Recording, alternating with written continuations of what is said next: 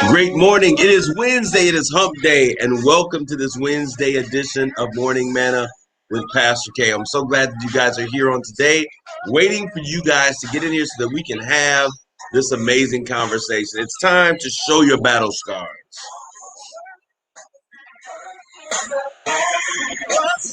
Who was slain for me? We stand. Great morning to you coming in. Those of you guys that are coming in, great morning, great morning. Great morning to you this morning. Remember to allow Facebook to share your comments so that you can get in on this conversation and that I can see who you are as you come in. All right, it's time for you to show your battle scars as you guys are coming in. Come on in here this morning. So glad to have you as you come in. Great morning, Christina Castillo. You did not share your good morning, Jenny DeMoore. All of you guys that are coming in, great morning to each and every one of you guys. So glad to have you this morning. Great morning, great morning, great morning as you come in. All right. All right. Great morning, Cheryl Walker, Jenny DeMoore. There's some of others of you that have slid by, but you won't get away. Great morning. This time to show your battle scars. Great morning, Cheryl Walker. All of you guys that are coming in on today. I hope you guys did your homework.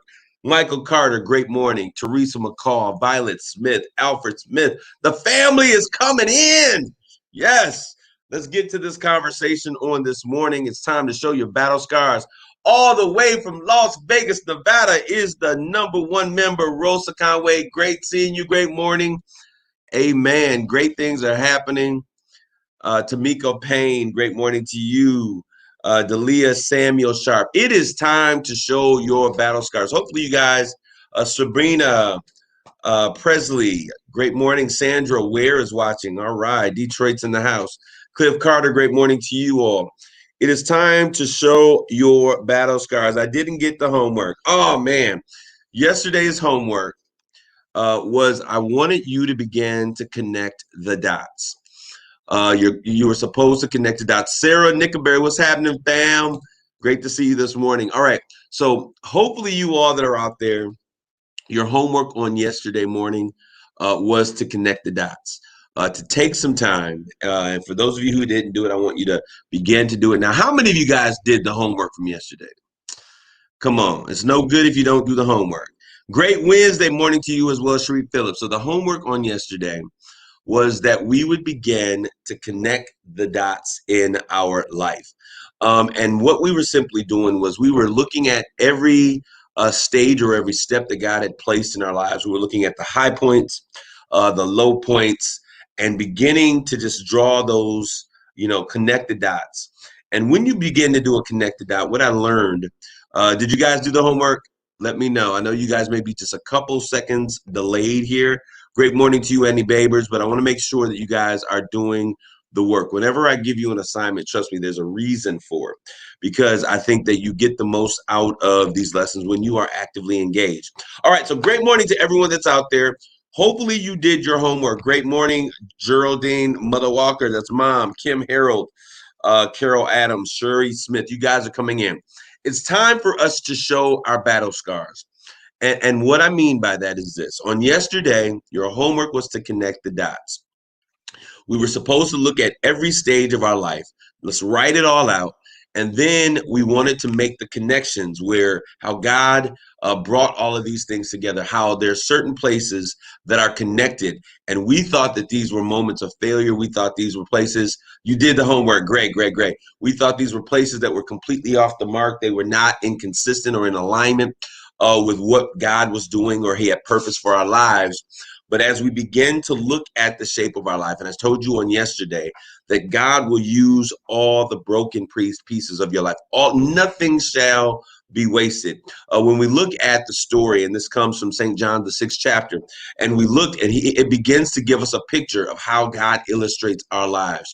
If we look at the story in John, the 6th chapter, he talks about, there's a story of how he blessed the bread and he fed the 5,000 men, not including women and children, and how he sat them all down and he took the bread, he blessed the bread, and then he break the bread.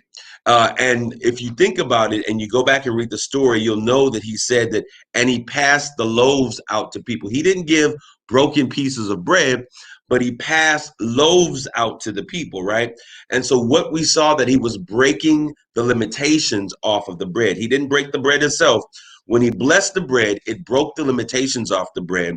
And what was returned to him were fragmented pieces, right? So he passed, blessed it, broke the limitations. He passed out loaves of bread. And what was returned to him were fragmented pieces of bread, broken pieces. But he didn't throw those pieces away. He said, you know what? Let's gather up all of those pieces and we're going to use those pieces. And they had 12 sacks full. 12 is the number of governmental order. And when we begin to look at our lives are symbolic of that bread. It had a purpose and it is going out to do the purpose. And sometimes it returns, parts of our lives return to us as that broken pieces and that broken bread, fragmented. But even the broken pieces, even the fragments have a problem. It is a part of God's divine order. So as we begin to connect the dots of our lives, we'll begin to see in the moments that we were most broken, how every moment has two things. What were they? They were a message and a lesson. And when we begin to learn the lessons of our broken and our fragmented parts of our lives, we begin to understand what the message is that God desires for us to utilize. Now, as we begin to look at that, as you look at your life, and it was so interesting because I started looking and I got curious as a kid, and I started pulling up pictures of connect the dots of civil rights leaders, of heroes of our past. And so I saw pictures of Langston Hughes and MLK, and I thought about how amazing these individuals were. And I placed the connect the dot image next to the, the photoshopped images that we see in our history books or in our, on our newspapers. And what I realized was this, that when I looked at the images, the photos, we got the best version of who they were. They were clear, the skin was clear, the eyes were clear, the picture was clear. But when I looked at the connect the dots version, what I realized is that I saw every wrinkle, every fragment, there were lines, and you didn't get to see all of the beautiful parts. You got the image with all of its raw forces and everything that was connected to it. And God began to show me, he says, the reason why we don't connect the dots is because we become vulnerable and we see extremely who we are clearly without any makeup. See, we want to go and when we go and take photos, we get glamour shots and we want the world to see our glamour images of who we are. When we've been airbrushed, when we've had the concealer on, when we've, had everything contoured and we've tummy tucked and all of those great things. And that is the image that we want to give to the world. But God says he needs to get you to a place that we can strip down to the bare essentials. Good morning to you all, Annie Babers, Tyrone Ferris, Vivian Rankins. He needs us stripped down to the bare essentials. He wants us to see the fragments, the scars, the lines, the gray hairs, the things in our life that we often hide. Why? Because those are your battle scars. Absolutely, Cheryl Walker. Everybody wants to be Photoshopped. You look at Hollywood, it is Silicon Valley. Why? Because everyone wants to show the beautiful side of them. They want to retain their youth. They want to show you how beautiful and flawless they are. But the reality of life is that life creates battle scars. The reality of life is that age creates wrinkles. The reality of life is that I can dye this beard as many times as I want, but eventually, guess what? Gray hairs will appear. Those are the things that God desires for us to show. He wants us to remove ourselves, get away from the makeup, pull back the mask. Let's begin to show our battle scars. Why is it essential for you to show your battle scars? And someone says, Pastor K, what do you mean by battle scars? What I mean by battle scars is this. God said that we've got to show, as we've connected the dots, how we got from the point of our pain to the place of our praise. I need you to connect the dots, not for yourself, but for someone else, and show them how you got from the place of your pain all the way to the place that you now praise. We celebrate the image of praise, but we never celebrate how we got from pain to praise. And it's important for us to connect the dots of our lives because that is where we find the two things I say that are most important in your life. You find the lesson and the message. And once you begin to understand that the lesson is less about you and more about who he is, and the lesson is less for you than it is for the next person, then you begin to understand that your lesson becomes your message. What did you learn when you had your first child out of wedlock? Do you hide the story and do you just make it seem as though all of your kids are from the same one husband and you're happy and this is how your family was? What do you say? Because see, sometimes when we show our vulnerability and we shine a light on the vulnerability, we get stronger. I'll tell you what my prayer is every single day. My prayer is, God, I pray that you make my weaknesses, my strengths, and my strengths my weapons of war. So what that means is I have to begin to evaluate my insecurities. I have to be able to evaluate my shortcomings. I have to be able to shine a light on the fractures of our life. Every single one of us was born with a challenge that we had to deal with, submit to God, and to overcome. And in that challenge, you will find your lesson that will lead to your message. And it's incumbent upon you to connect the dots from your lesson to your message so that you can begin to show someone how to get from your pain to your praise. And the only way that we can do it is to show our battle scars. Show the raw, the vulnerable, the unfiltered, the plain picture on the canvas. No makeup, no airbrushing, just the real you. Now, as we begin to do this, this is what I learned. The reason why we must understand the lesson so that we can deliver the message is because the more you minister to your insecurities and your vulnerabilities, the stronger you become. If all you do is minister to the strong parts of your life, you have certain areas of your life that you're extremely strong, and then other areas of your life that you're extremely vulnerable. And you'll go through your life having high highs and low lows and not being able to weather the storms. So God says it's important for you to minister to your vulnerabilities. And what he wants us to do in this season, amen. I have a horrible past, major pain to a great praise. How did you get from your pain point to your praise point? And that is a story that God desires for us to know. He wants us to understand that how you connect the dots of your life and the scars that you received in that opportunity or in that season is important to the message that you will deliver to the world. We are getting to a season that God is tired of these calibrated preached messages. He is tired of speaking Greek, Hebrew, and everything else. Can you speak the language of your life? That's what I want to understand. Don't tell me about the Greek and the Hebrew if you can't speak to me in plain English about how you overcame the pitfalls in your life.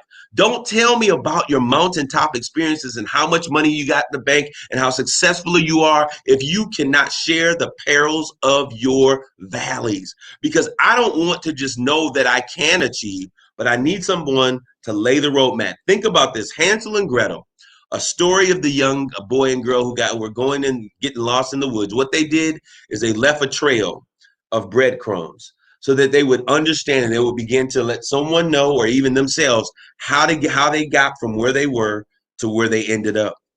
Okay. And what the enemy wants to do is what the enemy did to them. Have birds. And birds are those things that are always chirping in your life. Birds are always chirping, chip, chip, chip, bumping their gums, chirping. You got to stop listening to chickens and birds because all they do is chirp, but they don't really ever fly. And so I need you to understand that those birds began to eat up the pieces of bread that they were leading as a roadmap to how they got from where they were to where they were going, and they ended up lost. Stop allowing what the birds are chirping and what the chickens are doing to keep you from showing the details to someone else of how you got from pain to power. God wants your lesson and your message, and it's important for you to show your battle scars. So I want you guys to begin to connect the dots in your life. Let's begin to show those battle scars so that we can show others how we got from pain to praise. It's incumbent upon us because God is looking for individuals with a testimony, not just a test, not just a hilltop experience, but a testimony. Tell me how you made it over. I hope you guys are encouraged today. I gave up everything that my past gave to me. I broke soul ties. I surrendered it all. Tell the story, Cristina Castillo. Diga la verdad. Tell the truth.